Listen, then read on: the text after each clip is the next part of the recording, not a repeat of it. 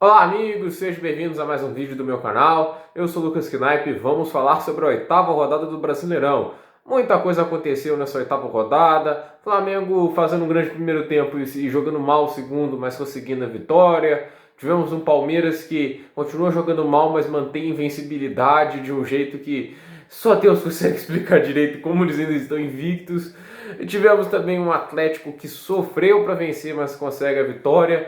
E com um jogo a menos que tem condições de ser o atual líder do campeonato virtualmente, já que a diferença dele para o Inter é apenas de 2 pontos.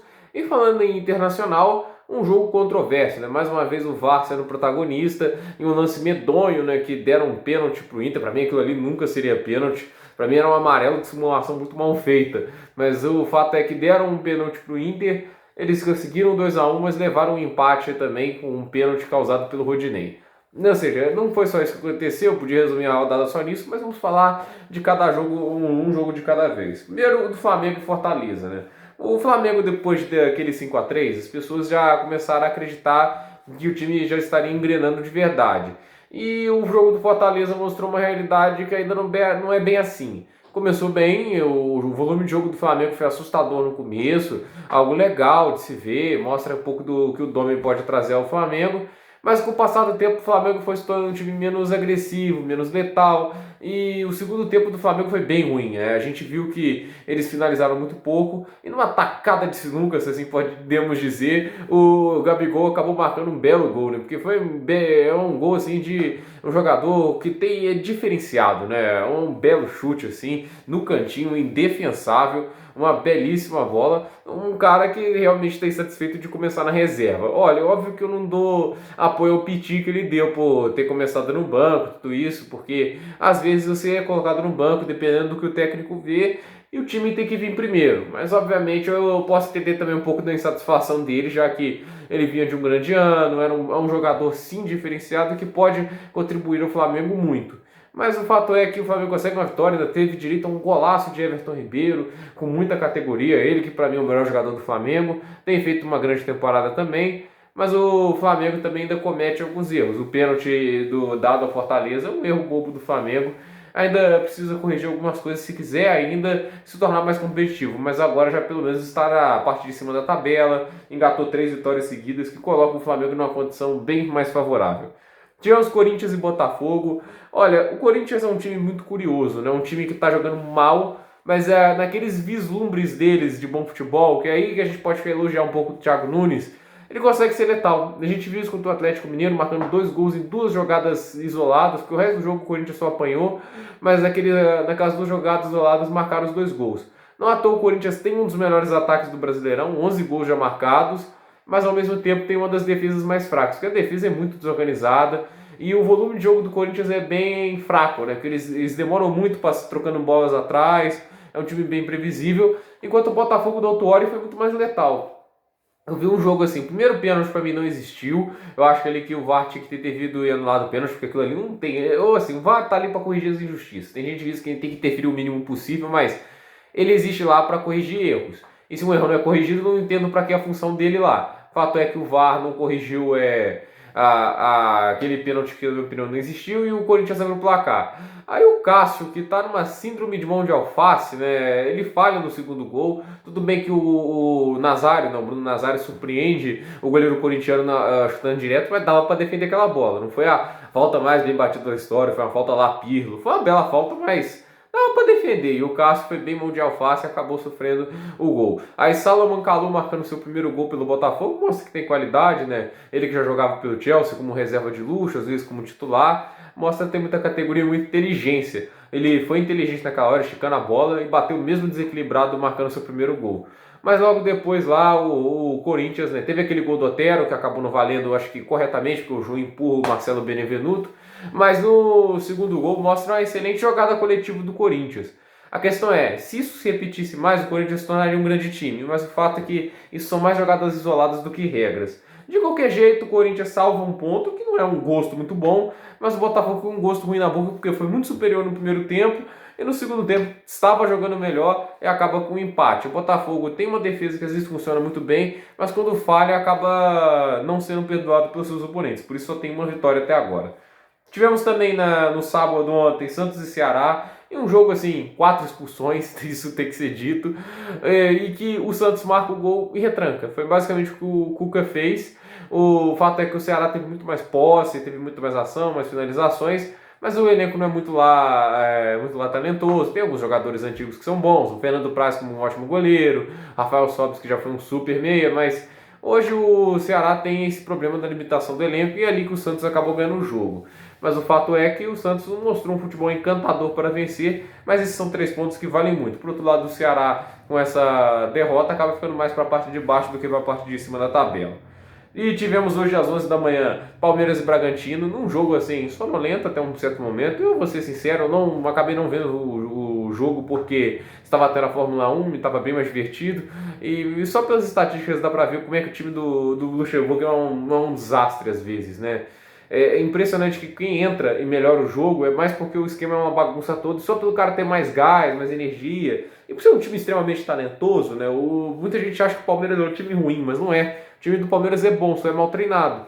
Acaba que o Palmeiras sofre o primeiro gol, mas consegue a virada. E o Gabriel Veron, né? Muita gente criticava, mas estava aí, acabou decidindo marcando o gol e dando assistência para o segundo gol do Palmeiras. É uma grande vitória, mantém a invencibilidade do Palmeiras, apesar do futebol muito fraco apresentado. A questão é, o Palmeiras vai continuar mantendo o Lucha mesmo com resultados abaixo? Porque assim, você está invicto? Tá. Só que você tem 4 empates e 3 vitórias. Isso não está te garantindo a liderança do campeonato. Um bom exemplo é que o Atlético está com 2 derrotas, mas tem 5 vitórias. Isso vale muito mais do que 4 empates. Desculpa que eu estou mexendo muito a mão, porque está com uma coceira no nariz. Não ia muito feio ficar fuçando o nariz no meio do vídeo. Mas vamos lá.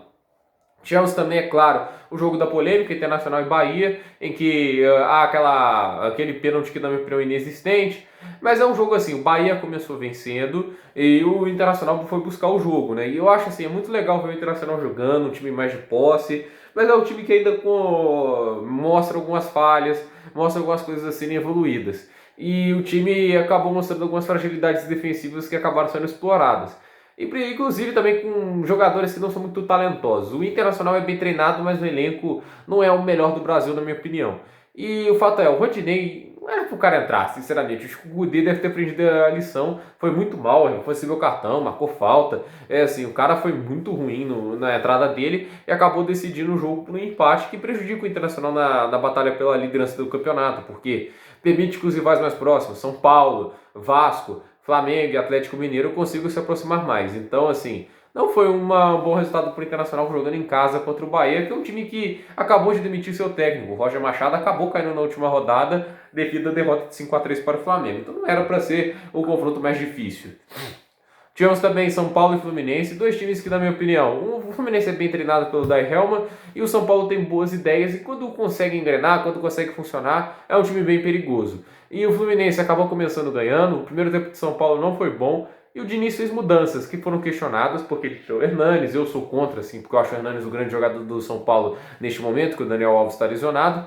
Mas não dá para criticar muito o Diniz nesse jogo, porque o segundo tempo de São Paulo foi muito bom, 3-0 no segundo tempo, teve um golzinho no final, um belo gol de fora da área, mas o São Paulo mostrou muito mais criatividade ofensiva, melhorou, teve mais ritmo, e acabou que eles venceram com autoridade o Fluminense no segundo tempo, apesar de ter tido algumas ameaças do tricolor carioca.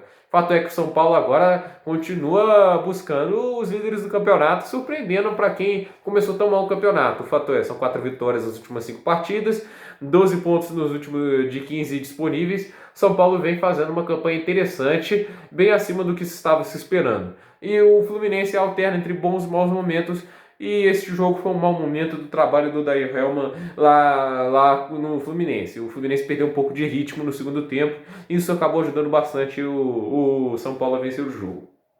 Tivemos também Vasco Atlético Paranaense, o Vasco mostrando que eficiência no seu estilo de jogo, é um estilo de jogo de contra-ataque, pelo jeito. O Ramon Menezes escalou o time para usar a velocidade e isso funcionou. E Germancano, acho que marcando seu 5º gol no Campeonato Brasileiro, se não me engano já é o artilheiro do campeonato, foi decisivo para mais uma vez desequilibrar a balança a favor do Vasco. O Atlético Paranaense dominou as ações, teve mais finalizações, muito mais posse, mas o Vasco joga por aquela bola e num contra-ataque extremamente bem organizado acabaram vencendo o jogo. E a questão é, posse de bola não ganha jogo, você tem que saber o que faz com a bola. E o Atlético Paranaense não soube o que fazer. E o Vasco joga na proposta de, mesmo tendo menos a bola no pé, de saber o que faz com ela. E o Ramon trouxe isso. Porque com o Abel Braga você tinha menos a bola no pé, mas normalmente você não sabia o que fazer com ela. Era um catado o time. Agora não, o Ramon teve um esquema defensivo eficiente, o Vasco não tomou gol de novo. Teve também um contra-ataque que foi mortal. Chegou a ter um segundo gol do Ribamar, mas ele foi anulado. Fato é que o Vasco é um time eficiente na sua lógica. E não existe uma lógica correta de jogar futebol. Você tem como funcionar retranqueiro, reativo, ofensivo, com futebol de massa, que você mantém muita bola no pé, mas não está sempre buscando os gols. Então, assim, fato é que o Vasco está sendo eficiente no estilo de jogo que ele se comprometeu a usar. Então não dá para criticar tanto isso. Uma boa vitória. E o Vasco continua na parte de cima da tabela. Tivemos também Atlético Goianiense e Grêmio. O Grêmio, basicamente, a grande decepção até agora do campeonato. 7 jogos, 5 empates, uma derrota e uma vitória. Só uma vitória em 7 jogos. É uma grande decepção do Renato Gaúcho. E dessa vez foi contra um time dos mais fracos do campeonato, que é o Atlético Goianiense. Apesar de vencer o Flamengo, um argumento patético que o Renato Gaúcho falou, a gente empatou com 1-1, mas a gente empatou com o time que venceu o Flamengo de 3-0. Isso não é régua, até porque o Flamengo foi muito mais demérito do Flamengo, jogou muito mal, do que um hipermérito do Atlético Goianiense. O Wagner Mancini de novo fez uma boa análise tática, permitiu que o Atlético Goianiense fosse eficiente nessa partida. Mas como eu disse, é um time que não sabe atacar. O Wagner Mancini basicamente não sabe organizar um bom ataque. Eles vivem de algumas bolas e de umas jogadas isoladas que às vezes funcionam, mas na maior parte do tempo é um time ineficiente no ataque. Acabou marcando um gol numa bola parada, no escanteio, e depois o Grêmio conseguiu um empate, mas é um resultado extremamente decepcionante para o atual semifinalista da Libertadores. Então acho que o Grêmio deixa muito a desejar nesse campeonato, está mais na parte de baixo da tabela, até agora só marcou 8 pontos, então precisa evoluir bastante se quiser brigar por uma coisa, e o Renato Gaúcho tem que tirar essa mentalidade de Abel Braga, de ficar tentar valorizar alguns fracassos, vai falar, foi lindo, né? Porque isso pra mim tem o mesmo peso do foi lindo, né? De falar, não, a gente conseguiu um empate contra o time que venceu do Flamengo. E daí?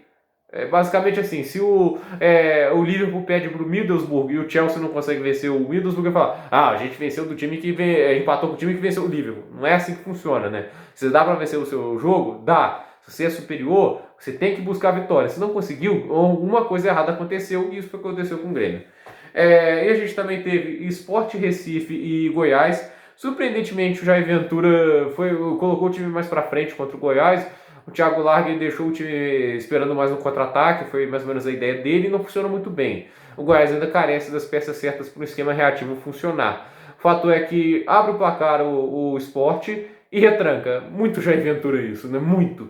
E em poucos minutos recebe um empate, um gol contra do Elton, mas depois o Sport volta a atacar e nas jogadas acaba fazendo 2-1 e retranca de novo. É muito Jair Ventura, mas não dá para tirar o mérito. O Goiás foi melhor no jogo, foi bem superior. Os dois times em começo de trabalho, em teoria, devem evoluir, dependendo do que os técnicos podem fazer. O fato é que é um jogo que ajuda muito o Sport, mas prejudica bastante o Goiás, que continua na lanterna do campeonato. E para encerrar a rodada, tivemos Coritiba e Atlético Mineiro. O Atlético Mineiro vencendo por 1-0 num gol que foi de bola parada, o Savarino cruzou, Igor Rabelo cabeceou, aí teve a grande defesa do goleiro, a bola bateu na trave e o Sacha aproveitou, fazendo 1-0. O Atlético teve até alguma condição de tentar ampliar o placar, criou algumas jogadas, mas não fez um grande segundo tempo. O Coritiba teve algumas chances de empatar. O Atlético teve a chance de matar o jogo com o Savarino, que perdeu um gol sem goleiro, que é até um pouco triste porque ele joga bem, né? Só que acabou perdendo um gol assim feito, né? E o goleiro do Coritiba tinha ido lá para a área do Atlético para tentar empatar o jogo, só que não funcionou, e correu cedo para a área do Atlético. O fato é que o Atlético consegue mais 3 pontos, mas não encantou muito. Ainda sente a falta do Natan, daquele meio campo que consegue fazer mais infiltrações, porque até agora o Atlético não tem um jogador desse perfil. Isso está fazendo falta. Alguém que finaliza também fora da área, porque o Johan jogou muito mal. Ainda falta esses jogadores um pouco mais diferenciados. Ainda questiono algumas decisões do Sampaoli. Eu acho que escalar o Alan de lateral foi uma péssima decisão. Ele acabou tirando o Alan da lateral e colocou o Arana depois. Fato é que o Atlético consegue mais uma vitória, ele fez valer a superioridade do elenco, fazendo 1-0, teve um time melhor no primeiro tempo, mas no segundo tempo deixou bastante a desejar. Foi totalmente inverso do normal dos jogos do Atlético, ele começa mal, mas depois evolui bastante. mas de qualquer jeito o Atlético consegue uma boa vitória que garante meio que a liderança virtual. É quase isso, porque como ele está a 2 pontos do Internacional, com uma vitória ele se torna o líder do campeonato. Ele está com um jogo a menos. Vai lembrar que alguns times estão com um jogo a menos e o Goiás está com 2 jogos a menos. Como está a classificação? Internacional lidera com 17 pontos, São Paulo é o segundo com 16, ambos com 8 jogos. Atlético Mineiro é o terceiro com 15, 7 jogos. Vasco da Gama é o quarto com 14 pontos, 7 jogos. Flamengo é o quinto com 14 pontos, 8 jogos. Palmeiras é o sexto com 13 pontos, 7 jogos. O Santos é o sétimo com 11 pontos, 8 jogos. O Fluminense é o oitavo com 11 pontos, 8 jogos. Em nono está o Sport Recife com 10 pontos, 8 jogos. Em décimo está o Ceará com 10 pontos, 8 jogos. Em décimo primeiro está o Corinthians com 9 pontos, 7 jogos. O Bahia está em 12º com 9,7 jogos. O Fortaleza está em 13º com 8 pontos, 8 jogos. O Grêmio está em 14º com 8 pontos e 7 jogos. O Botafogo está em 15º com 8 pontos e 7 jogos. O Atlético Paranaense está em 16º com 7 pontos e 8 jogos. O Coritiba, na zona de abaixamento, está com 7 pontos em 8 jogos. O Atlético Goianiense está em 18º com 6 pontos e 7 jogos. O Red Bull Bragantino, em pior decepção do campeonato, pior defesa, já tomou 13 gols em 8 jogos, está com 6 pontos, está na zona de abaixamento. E o Goiás está em 20º com 4 pontos em 6 jogos, ou seja, tem 2 jogos a menos. No momento, bem decepcionante até agora o cenário aí do Goiás, do Red Bull Bragantino, principalmente do Red Bull Bragantino, porque foi criada uma grande expectativa pelo que o time podia fazer. Quais são os próximos jogos? Atlético Paranaense pega o Botafogo está numa fase um pouco melhor, vai ter Fortaleza e Sport, um desafio maior para o Jair Ventura nesse momento, mas é um jogo complicado. Goiás e Coritiba, uma batalha pela parte de baixo da tabela. Eu acho que o Coritiba é favorito porque o trabalho do treinador ali, o auxiliar, tem feito um trabalho interessante. O São Paulo pega o Red Bull Bragantino, boa chance para tentar conseguir mais 3 pontos, visto como o Red Bull Bragantino está indo mal com sua defesa.